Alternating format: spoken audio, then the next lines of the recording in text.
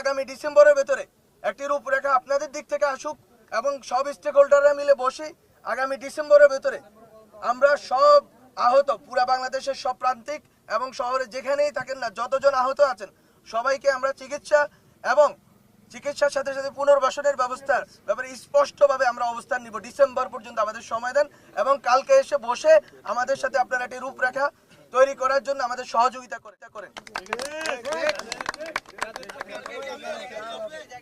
আমরা আপনাদের দিক থেকে আপনারা যতজন প্রতিনিধি চান আপনারা পাঠান, আমরা আপনাদেরকে নেওয়ার ব্যবস্থা করব সচিবালয়ে।